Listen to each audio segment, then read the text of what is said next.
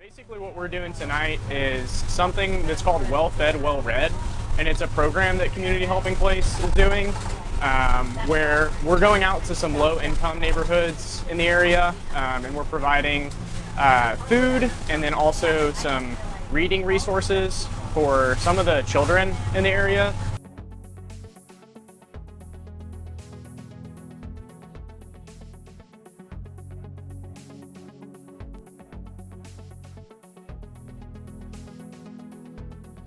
What makes us a really good fit for the Two Georges project is the fact that we really do have two distinct communities here. We're here in a rural area. We see a lot of what we classify as Appalachian poverty. We work with people who don't have access to running water, who don't have access to a lot of healthy food, and certainly don't have access to specialty medical care. We began as a partner at some of the resource fairs that were called Lumpkin Matters, getting the word out about the services we offer, meeting families as they came to the events, and learning about resources in our community. Well, it was, okay, what do we do with this now? I mean, this is something we've never had to administer before. First of all, it's considerably more dollars than typically is available in our community. We were a bit choppy at CHP. The clinic was on its own, the food pantry was on its own, and I didn't see the need of, seeing the same people. Or like I didn't see that we crossed, and I was wrong about that. When we started taking the events out, community with Lumpkin Matters, and we brought other agencies. What I saw is that people might not need the clinic today, and they might need food.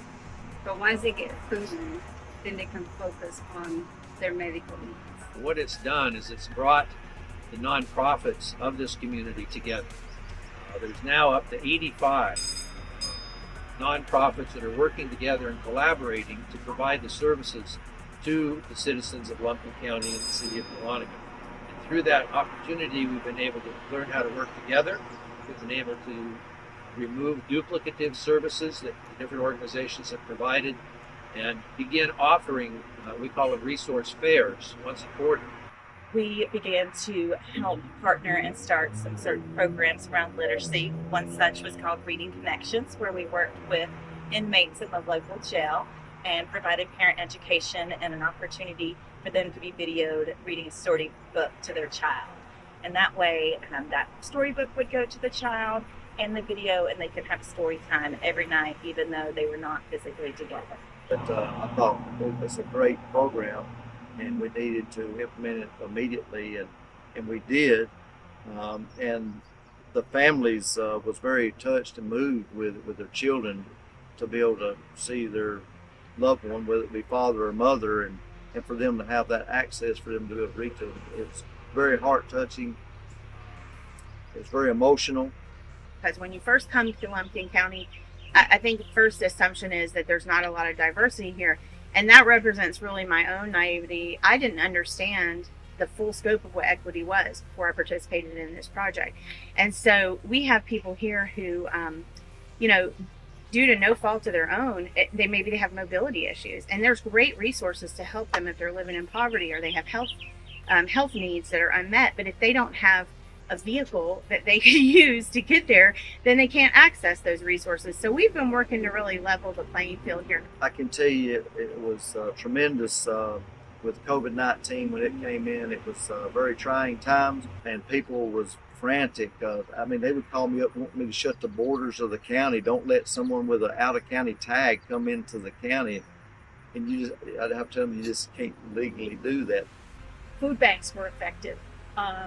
Everyone was affected by the lack of fresh food in particular. Our food pantry shelves were empty. School was shutting down, and we went from the 3,000 to 10,000 pounds of food going out the door a month, but with empty shelves.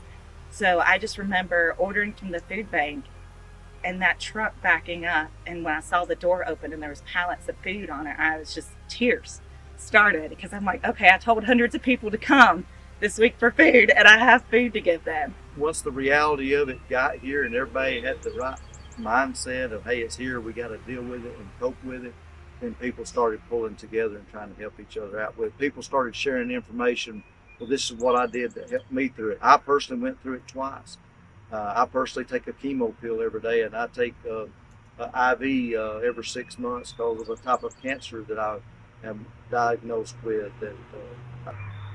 So my immune system is compromised. So I share information that I have when I went through with people that I know that goes through that has immune system, where they have a compromised immune system. Community Helping Place was the benefactor of 2 additional grants from foundations that really helped us build and expand what's now known as our free clinic. We had it in existence before, but we were able to double the size, fund a $700,000 project, and basically pay for it debt-free because of the opportunities the 2 Georgia initiatives opened up to us. We find that there are people who either don't know about the clinic or know very little. A lot of people in Lumpkin County think that we are an urgent care and we are primary care. So when we treat our patients, it's their whole body and not just whatever is wrong with them at the time. And with the events that Lumpkin Matter holds, people find out about the clinic, and we have seen an increase in patients through those events. We started mobile medical, and we took our van to campgrounds and parking lots of restaurants everywhere. And I think that that's the legacy, is that we're not afraid to go out anymore, and we knock on doors. My husband can't believe that I can just go to trailer home and just knock on doors and say, do you need us? And we're not afraid to do that. So we do that once a month sometimes. We're doing that tonight.